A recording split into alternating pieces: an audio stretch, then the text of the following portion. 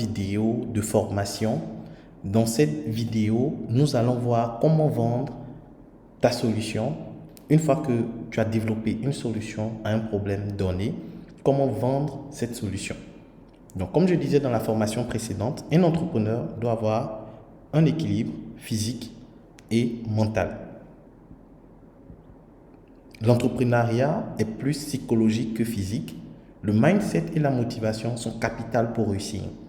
Donc, comment vendre ma solution à qui quand je débute le business? Donc, avant de passer à ce module de formation, je vais d'abord te poser un ensemble de questions pour tester, pour voir déjà sur tout ce que tu as eu à faire, à suivre précédemment, tu as eu à le comprendre. La première question, c'est quoi l'entrepreneuriat? Après avoir suivi mes explications, réponds en commentaire. Pour toi, c'est quoi l'entrepreneuriat? La première réponse est, est-ce que l'entrepreneuriat est le fait de chercher de l'argent à travers une activité? 2. Le fait d'apporter une solution, soit un produit ou un service à un problème et avoir de l'argent. 3. Le fait d'être son propre patron. 4. La solution au chômage. Donc, tu as quelques secondes pour répondre dans les commentaires la phrase qui est correcte. Donc, rapidement, écris dans les commentaires la phrase qui est correcte. Donc, tu mets ton nom, je suis. Pour moi, voici la réponse. Réponse numéro 1, réponse numéro 2. Rapidement dans les commentaires. Question numéro 2. L'échec est-il important en entrepreneuriat? Selon toi, est-ce qu'échouer, c'est important ou non? Donc, oui, non, peut-être. Mets ta réponse dans les commentaires, rapidement. Je te laisse quelques secondes. Ok, super. Question numéro 3. La compétence technique suffit pour être entrepreneur. Ça veut dire, une fois que je suis compétent, j'ai les compétences techniques, c'est bon, c'est top. Je peux me lancer en entrepreneuriat, c'est juste ça. Le volet psychologique, une fois que je suis compétent, ça va. Est-ce vrai? Est-ce faux? Ou peut-être? À toi de répondre dans les commentaires. Question numéro 4. Un entrepreneur ne dépend pas de quelqu'un. Voilà, je suis entrepreneur, je suis à mon propre compte, je ne dépends pas de quelqu'un. Oui, non, peut-être. Réponds dans les commentaires. Question numéro 5. Un entrepreneur n'a pas besoin de savoir vendre. Voilà. Je suis entrepreneur, je fabrique mon bon produit. Je n'ai pas besoin de savoir vendre. C'est vrai? C'est faux? Peut-être? Quelle est ta réponse? Rapidement dans les commentaires. Rapidement. Donc, réponse aux différentes questions. Donc, quelle était ta réponse à cette question? C'est quoi l'entrepreneuriat? Donc, la bonne réponse est l'entrepreneuriat est le fait d'apporter une solution, soit un produit ou un service à un problème et avoir l'argent par la suite. Donc, c'est ça. L'entrepreneuriat, c'est le fait d'apporter la solution au problème. Comme je te l'ai dit, il faut bien comprendre ça. Ce n'est pas la solution au chômage, ce n'est pas le fait d'être patron, non. C'est d'apporter la solution qui peut être soit un produit ou un service à un problème et les gens vont payer pour cette solution et tu te feras de l'argent par la suite. L'échec est-il important ou non en entrepreneuriat? Oui, l'échec, c'est important. L'échec, c'est le meilleur coach. L'échec, c'est le meilleur enseignant. Lorsqu'on échoue, le tout, ce n'est pas de se relever, mais de comprendre pourquoi on a échoué, afin de réadapter ses stratégies, afin de repeaufiner ses stratégies et réussir. La compétence technique suffit pour être entrepreneur? Non. Il ne suffit pas juste d'être technique, d'être compétent. Non, il faut avoir les stratégies, il faut avoir le mindset, il faut être sociable. Si tu es seulement technique, ça ne suffit pas pour réussir. Un entrepreneur ne dépend pas de quelqu'un. C'est faux. L'entrepreneur, c'est lui qui dépend le plus, qui est beaucoup plus. On parle d'interdépendance en fait. Ça veut dire qu'il a besoin des autres. Tu as besoin des clients, tu as besoin de tes collaborateurs, tu as besoin. On est tout le temps, on est tous interliés. Très important. Un entrepreneur n'a pas besoin de savoir vendre. C'est faux. La vente, c'est capital. Et c'est pour ça même que nous allons voir comment vendre. Comment vendre lorsque j'ai ma solution, comment je vais faire pour vendre. C'est capital. Donc le module 2, usine à client. Comment mettre en place ton usine à client afin de transformer ceux qui rentrent en contact avec toi en des clients. Donc, de la prospection à la vente. Donc, nous allons voir les étapes qui vont nous aider à réussir. Et pour ça, il faut comprendre que la vente, il y a 3 piliers. Je répète, dans la vente, il y a 3 piliers. Le premier pilier, c'est le fait de bâtir ta notoriété et ta communauté. Je répète, de bâtir ta notoriété et ta communauté. Si tu ne bâtis pas ta notoriété et ta communauté, premièrement, tu vas leader. Ça va être très difficile pour toi de pouvoir vendre. Si tu n'appartiens pas à une communauté, si tu n'as pas bâti ta notoriété, si on ne te connaît pas, tu ne pourras pas vendre. Donc la première chose, c'est de chercher à te faire connaître. C'est capital. Une fois que tu t'es connu, une fois que tu as cherché à te faire connaître, tu dois apprendre à faire des offres irrésistibles. Et enfin, tu dois apprendre à fidéliser et à faire du upselling. Voici 3 choses que tu dois savoir faire si tu veux être un bon vendeur. Bâtis ta notoriété, apprends à faire des offres irrésistibles, apprends à fidéliser et à faire du upselling. Et il faut comprendre comment la vente fonctionnait avant. Avant, pour pouvoir vendre, on allait soit utiliser les journaux, on allait passer par le journal pour pouvoir afficher. Donc les premières publicités ont commencé dans le journal. Comme vous savez, avant, les gens, ils lisaient. C'était le journal qui permettait de pouvoir transmettre les informations. Ensuite, il y a eu des appels téléphoniques. Donc, arrivé un moment, il fallait appeler pour pouvoir faire des prospections, pour pouvoir proposer ses produits ou ses services. Toujours, avant, pour pouvoir vendre, il fallait avoir des grandes pancartes, il fallait passer par la télévision. C'est ce qu'il fallait. Même la télévision, c'est avant. Même si maintenant, on continue d'utiliser cette technique pour communiquer, pour faire passer les messages, mais c'est avant. Parce qu'aujourd'hui, les choses ont changé. Maintenant, il y a ce qu'on appelle la dématérialisation de la décision d'achat. Qu'est-ce que cela signifie? Cela signifie que aujourd'hui, lorsque M. Loukou doit acheter un produit, lorsque toi, tu dois acheter un produit, lorsque tu as un problème et que tu cherches la solution, tu vas faire la grande partie de la prise de décision d'achat seul. Ça veut dire que tu as un problème, tu constates que tu as un problème. Toi seul, tu vas commencer à chercher des solutions. Par exemple, si c'est la nourriture, tu vas regarder à la maison. Si c'est la chaussure, tu vas voir la maison. Non, ma chaussure, non.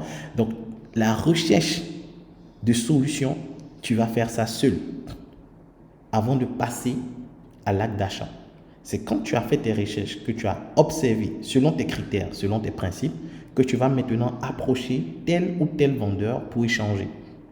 Ce qui signifie, toi, en tant qu'entrepreneur qui va devenir aussi vendeur, tu dois comprendre que les gens, avant d'arriver chez toi pour acheter, vont passer la majeure partie du temps de l'achat seuls, à être en train de prendre les avis des autres, les avis sur Internet et autres avant de venir acheter. Voici pourquoi il faut mettre en place une usine à clients où tu vas accompagner ces personnes à pouvoir prendre les décisions d'achat. Et les statistiques nous montrent que 74% des consommateurs aujourd'hui, ça veut dire quand quelqu'un veut acheter aujourd'hui, 74% des personnes font quoi? Se renseignent sur Google avant d'acheter un produit ou un service. Ça, c'est une étude qui a été menée par Nielsen.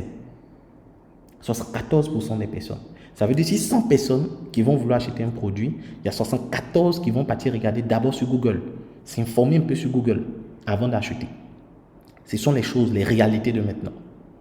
90% des consommateurs sont influencés par des avis positifs en ligne avant un acte d'achat, alors que 86% sont dissuadés suite à la lecture d'avis négatifs. Ça, c'est Wharton Customer Analytics. Ça veut dire aujourd'hui, quand les gens veulent acheter, s'ils vont sur Internet, ils vont en ligne, ils font des recherches et qu'ils remarquent que les gens disent « Ah, le produit, il est bien, c'est top, je suis satisfait », ça va augmenter ton taux de vente. Par contre, s'il y a des mauvais commentaires, cela va influencer aussi négativement l'acte d'achat. Donc, tu comprends pourquoi je dis qu'aujourd'hui, l'achat a changé. Aujourd'hui, il y a la dématérialisation de la prise de décision. Ça veut dire pour que quelqu'un achète, Il ne se lève pas comme ça, venir acheter. Il prend des informations. Et quand il voit des commentaires, des mauvais commentaires, des mauvaises appréciations sur ton produit, sur ton service, il te fuit. Il te fuit. 60% des consommateurs se désintéressent d'une marque à cause des critiques négatives. 60%. Donc il y a des gens, non, ce qu'ils pensent, c'est son problème. Moi, je vends ce qu'ils pensent. Non, ce que les gens pensent de toi, c'est capital. Voici pourquoi j'ai dit quoi? Ta notoriété. Ta notoriété. Qu'est-ce qu'on dit de toi? C'est important. Ce que tu vas poster, ce que tu vas liker, les avis des autres vont impacter drastiquement tes ventes. Donc il y a des gens qui pensent que la vente, c'est juste avoir le produit balancé en ligne, dire que oui, je suis. Non, détrompe-toi. La vie des gens compte énormément sur les décisions d'achat. 8 utilisateurs sur 10 déclarent que la lecture d'informations négatives les ont dissuadés d'acheter. La probabilité d'achat diminue de 51% suite à la lecture d'un avis négatif. Donc voici les études. J'ai cité les sources. Va vérifier. Donc l'avis des gens, ce que les gens pensent de toi en ligne, va impacter énormément tes ventes. Voici pourquoi la première chose que tu dois faire pour pouvoir vendre aujourd'hui, il faut faire quoi? Il faut être en ligne. Si tu n'es pas en ligne, c'est ce que les gens vont dire de toi en ligne que les gens vont prendre comme vérité. Si tu es en ligne, que tu communiques mal, tu as des mauvais retours, cela aussi va avoir des répercussions négatives sur ton business. Voici pourquoi aujourd'hui on parle du marketing digital. Donc le marketing digital est une stratégie qui consiste à exploiter Internet et les nouvelles technologies pour trouver des clients. C'est ça le marketing digital. Le marketing digital consiste à développer, à exploiter Internet et les nouvelles technologies pour trouver des clients. Et c'est ce que je vais te montrer comment faire durant cette formation. Et cela nous emmène à mettre en place ce qu'on appelle le parcours client et les actions à faire chaque niveau. Très souvent, les gens m'écrivent, Monsieur Loukou, je veux des clients, je veux des clients. Les gens pensent que, ok, je rencontre un monsieur, un lambda, et puis tac, il devient un client. Non, pour que quelqu'un devienne un client, il y a des étapes. C'est tout un parcours, c'est tout un chemin. Oh, on ne gagne pas des clients comme ça. Si c'est ce que tu pensais, que tu vas prendre une jolie photo, tu vas mettre en ligne, les gens vont acheter. Oh, réveille-toi. Ça ne se passe pas comme ça. Il y a des étapes. Il y a une procédure. On ne prend pas quelqu'un étranger, un inconnu, et puis bim, il devient client. Oh, si c'est ce que tu pensais, enlève ça dans ta tête. On ne passe pas d'inconnu à client.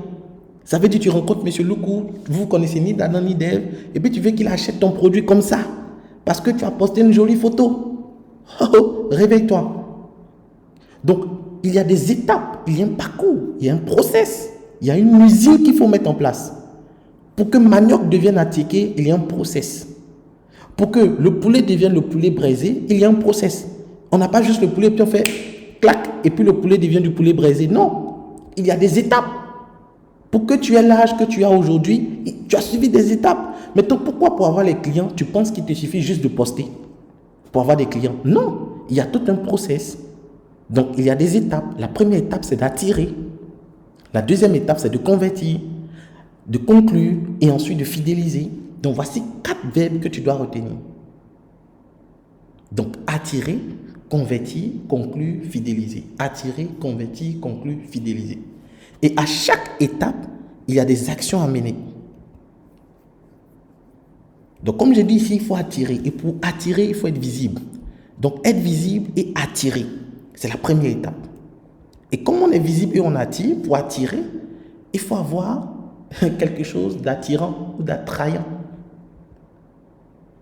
Et l'élément qui va nous permettre d'attirer, en marketing, on appelle le lead magnet. Le lead magnet. Donc, l'aimant. Et le premier élément qui va attirer, qui va capter l'attention des gens, c'est ton personal branding. Je répète, le premier élément qui va te permettre de capter l'attention des gens, d'attirer les gens, c'est ton personal branding. C'est quoi ton personal branding? Ton personal branding, c'est ta valeur perçue. Et ta valeur perçue, elle est à la fois physique et digitale. Comment tu t'habilles? Pendant que tu regardes cette vidéo, tu es habillé comment? ta barbe, tes mèches, perruques, souvent ça sent. Tu te brosses pas. Quand tu dis bonjour, ton bonjour n'est pas jour. Il y a des gens qui ne se lavent pas. Ah, tu dis, hein, ça quoi avoir la vente? Oui. Parce qu'avant d'acheter un produit, c'est toi qu'on achète d'abord. Est-ce que tu t'es lavé? Est-ce que tu t'es brossé? Est-ce que tu t'es peigné? Est-ce que tu as coupé tes ongles? Regarde tes ongles. Regarde un peu comment tes ongles ont poussé. Tu t'en vas saluer les gens pour faire les affaires. On te salue même, on regarde ta main, c'est bizarre. Tu vois ta vie? Ça a un impact sur tes ventes.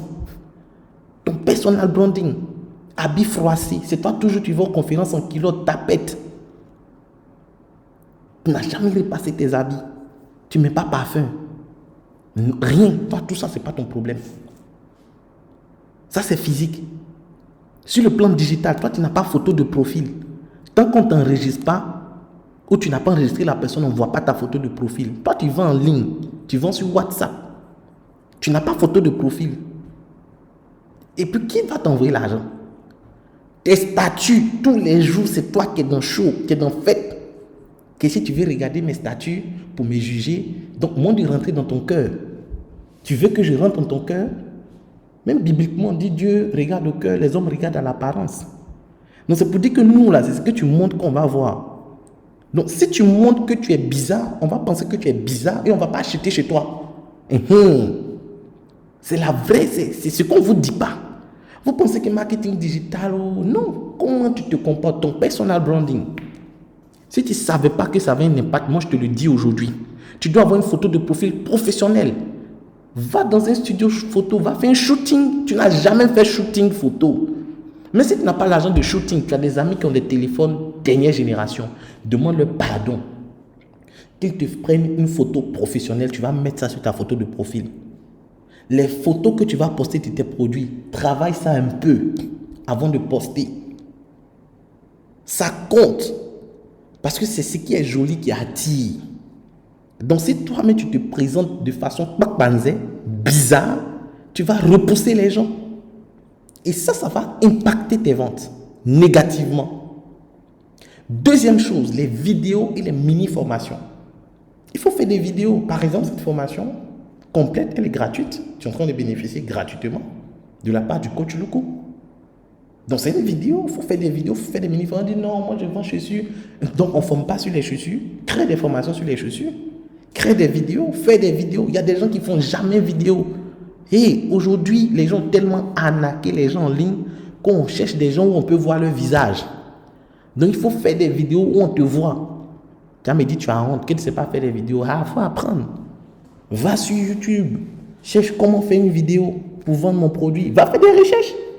Tu ne veux pas apprendre à faire vidéo. Tu ne sais pas faire, tu ne veux pas apprendre. On ne te voit pas. Souvent, mais on voit les gens plus que toi, sur toi, ton statut.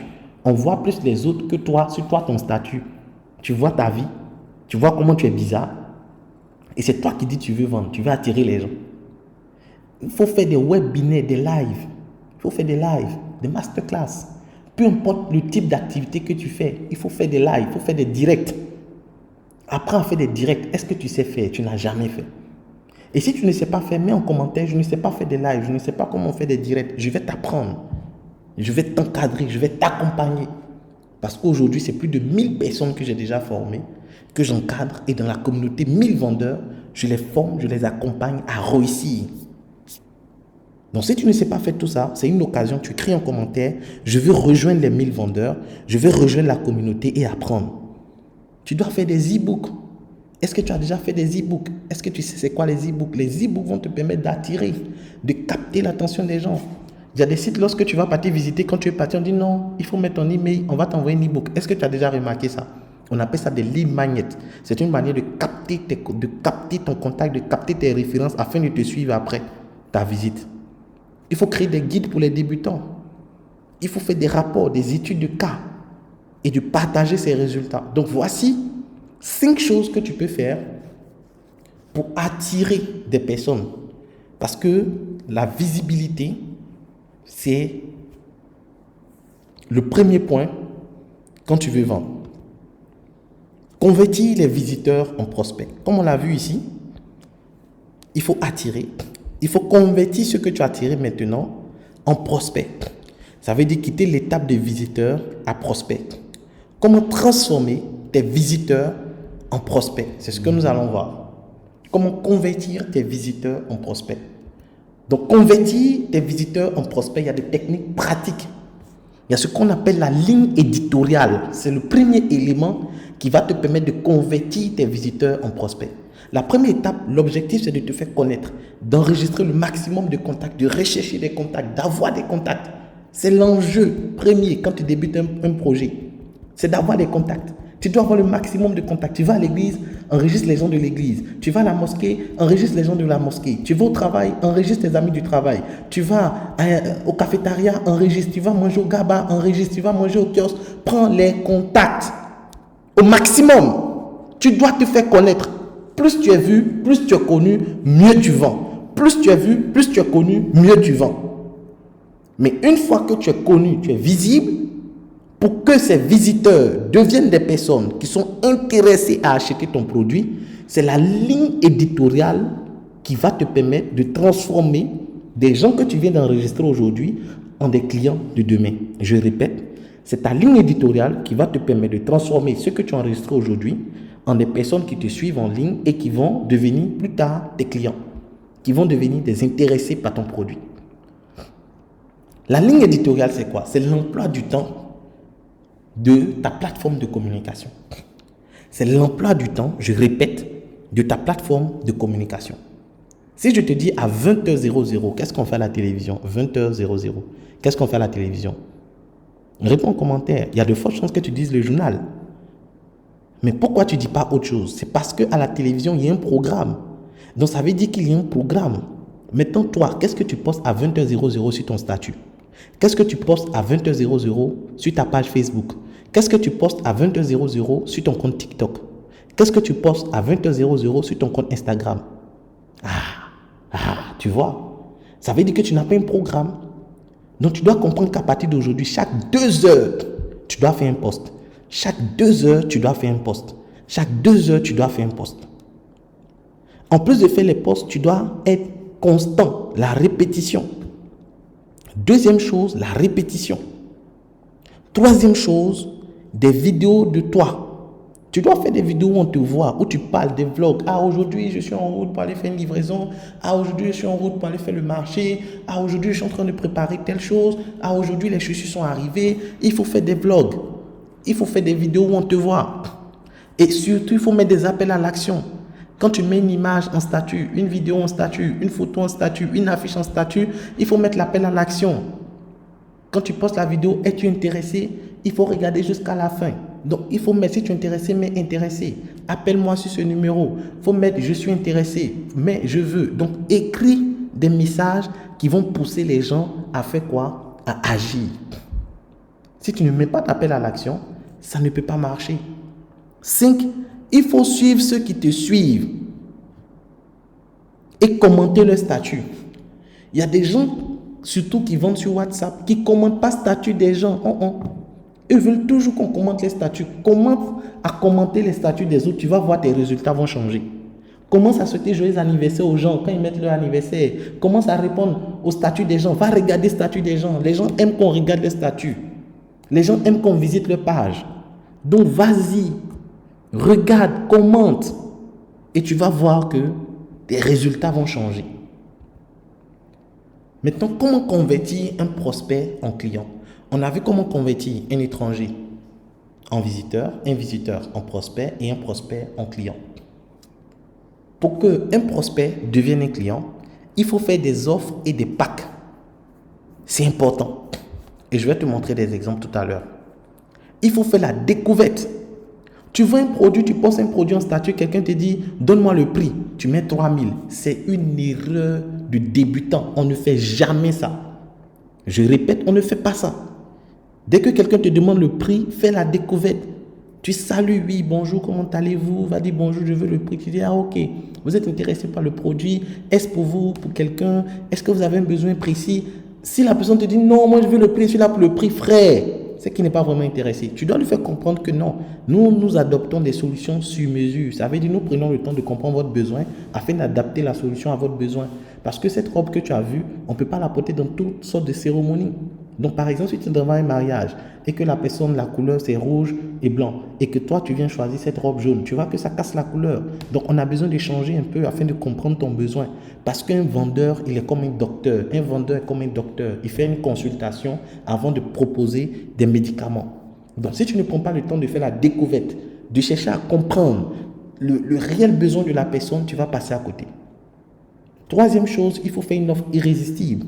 Et une offre irrésistible, c'est de pouvoir mettre en avant ce que le client gagne, de travailler le branding, de travailler la garantie, de travailler également les bonus que tu vas mettre à l'intérieur. Donc, si tu ne sais pas faire tout ça, mets en commentaire, je ne maîtrise pas, je vais apprendre comment le faire dans la communauté 1000 vendeurs. Mets-le en commentaire. Je veux apprendre à le faire, Monsieur Loukou, je veux apprendre comment le faire à la communauté des 1000 vendeurs. 4. La gestion des objections. Il faut apprendre à gérer les objections. Il y a des gens qui vendent qui n'aiment pas qu'on les pose questions. Eux, leur totem, c'est des questions. Dès que tu leur poses 2-3 questions, oh, vous aimez trop poser questions aux gens. Attends, quand toi tu dois acheter, tu te lèves, tu fais des dépôts. Quand tu dois acheter, là, tu te lèves, tu fais des dépôts, tu poses des questions, tu prends des renseignements. Souvent, même tu fais appel vidéo pour voir le visage, narine de la personne avant de faire ton dépôt. Maintenant, quand toi, on te fait ça, ça te fait mal. Pourquoi ça te fait mal? Pourquoi ça te fait mal? Donc, il faut se préparer aux objections. Un vendeur qui ne s'attend pas aux objections, c'est un plaisantin. Les objections, c'est non, c'est trop cher. Ah, vous êtes loin. Oh, d'autres me font moins cher. On appelle ça les objections. Et il faut apprendre à gérer les objections. Il faut apprendre à gérer les objections. C'est important. 5. Le closing. Maintenant, il faut apprendre à pousser la personne à acheter. Et là, il faut connaître les techniques de manipulation, les techniques de guérilla marketing qui vont t'aider à convertir ces personnes. Donc, voici les éléments que tu dois mettre en avant si tu veux transformer un prospect en client. Et ici, voici des packs que Orange a développés. Orange, par exemple, a créé des offres comme colibri, dauphin, tigre, aigle. Donc, en fonction de chaque profil, il y a une consommation et des avantages qui sont rattachés. On a Coca-Cola qui a créé Coca-Cola sucré, mais ils ont remarqué qu'il y a une catégorie de personnes qui souffrent de diabète qui ne peuvent pas consommer le sucre. Donc, ils ont développé un autre pack qu'on appelle Coca-Cola Zéro. Donc, ça, c'est ce qu'on appelle les offres et les packs afin de pouvoir vendre et transformer un prospect en client. Ici, nous avons Céleste qui a créé l'eau aromatisée à l'orange, aromatisée au thé glacé, thé menthe au citron. Donc, comme on sait que pour avoir du citron, c'est compliqué, donc on crée de l'eau menthe au citron. Donc, ça, c'est quoi? C'est ce qu'on appelle des offres. Ici, Coca-Cola a créé des canettes, des pots en plastique et puis des bouteilles. Donc, vous voyez, il y a des gens qui préfèrent beaucoup les canettes. Il y a des gens qui préfèrent les bouteilles. Il y a des gens qui préfèrent les bouteilles plastiques. Il y a des gens qui préfèrent les bouteilles cassables. Donc, toi, quelles sont tes préférences parmi ça? Mets ça aussi en commentaire. Donc, tout ça, ils ont fait parce qu'ils savent qu'il y a quelqu'un qui peut être intéressé, par exemple, par les bouteilles ou bien les canettes. Donc, on va faire plusieurs offres pour augmenter nos chances de vente. Et ils vont aller plus loin en faisant même des offres qui sont adaptées au pays. Donc, sûrement que tu n'as pas encore vu cette couleur de Coca parce qu'ils le font pour un pays qui utilise la couleur qui est le rouge et le blanc. C'est qui? Le Japon. Le Japon, le drapeau du Japon, il n'y a que le blanc et le rouge. Donc, ils vont créer des pots qui sont adaptés. Ils vont créer une offre pour les Japonais avec les couleurs de leur drapeau. Si vous voyez même l'écriture. Ici, nous avons un comédien ivoirien qui s'appelle Agalawal.